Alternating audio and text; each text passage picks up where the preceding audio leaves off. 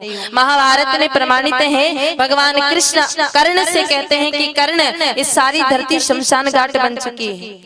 जब कर्ण मेरे भाई बहन अंतिम श्वास ले रहे थे अपने जीवन की, तो भगवान कृष्ण ने विचार किया, प्रभु ने विचार किया कि पूरी दुनिया कहती है कि कर्ण बड़ा दानी है, कर्ण बड़ा दानी है, तो क्यों न जाकर के मैं कर्ण की परीक्षा लेकर के आऊं। तब मेरे भाई बहन भगवान वेश बदल करके कर्ण की परीक्षा लेने के लिए गए और कहा, रे कर्ण, मैं तुझसे कुछ दान लेने आया।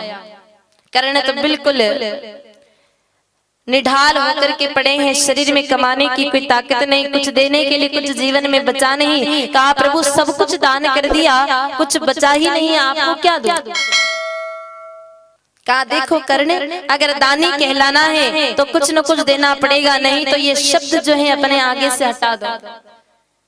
सोचा, अगर द्वार पर कोई आया है और अगर नहीं दूंगा तो संसार में मेरी अपकीर्ति होगी, मेरा यश गिरेगा, मेरा गान मंगल गान कीर्ति का नहीं हो पाएगा।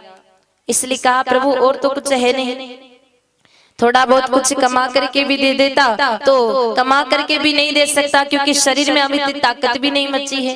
लेकिन प्रभु, मेरा ये जो दांत है, इस दांत पर सोने की परत लगी हुई है, आप आओ और ये दांत दान में लेकर के चले जाओ। भगवान तो छद्म वेश भर करके मेरे भाई बहन धर करके छलने के लिए आए थे, परीक्षा के लिए आए थे। कहा, कर्ण, दान हाथ में दिया जाता है, छीन करके लिया नहीं जाता है। अगर दे सकते हो तो हाथ से दो, बाकी तो ऐसे तो मैं आकर के नहीं ले जाऊंगा। तब कर्ण ने क्या किया, चलने की ताकत तो शरीर में थी नहीं, रेंगते रेंगते रेंगते रेंगते गए पत्थर के पास में, और पत्थर के पास में जाकर के अपना माथा जोर से पटका और पटकते की दांत बाहर आ गया, दांत ला करके कर्ण को दे दिया।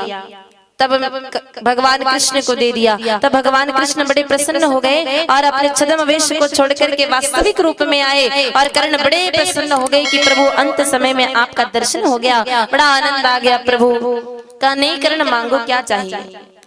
कहा, प्रभु आपने दर्शन दे दिया, और क्या चाहिए। कहा, नहीं कर्ण, मैं तुम्हारी दानवीरता से बड़ा प्रसन्न हूँ, मांगो क्या चाहिए। कहा, प्रभु वैसे तो कुछ भी नहीं चाहिए, लेकिन फिर भी अगर आप कुछ देना चाहते हैं तो बस इतनी सी मेरी इच्छा है कि अंतिम समय में मेरा मरने के बाद में अंतिम संस्कार उस जगह पर हो जहां पर पहले किसी का अंतिम संस्कार नहीं हुआ हो, जहाँ पहले कोई नहीं मरा हो, पहले किसी का अंतिम संस्कार नहीं हुआ हो, ऐसी जगह पे मेरा अंतिम संस्कार हो। प्रभु, मेरा मोक्ष हो जाएगा। भगवान ने कह दिया, रे कर्ण, इस धरती पर तो ऐसी कोई सुई के नोक बराबर भी जगह खाली नहीं है जहाँ पर किसी का अंतिम संस्कार ना हुआ हो। ये तो सारी धरती अब शमशान घाट बन गई है। कर्ण उदास हो गए तो भगवान ने कहा, रे कर्ण, चिंता ना कर, और कुछ नहीं, लेकिन मेरी ये हथेलियां खाली है, इस पर किसी का अंतिम संस्कार नहीं हुआ। तो कर्ण का अंतिम संस्कार भगवान ने अपनी दिव्य हथेलियों पर किया।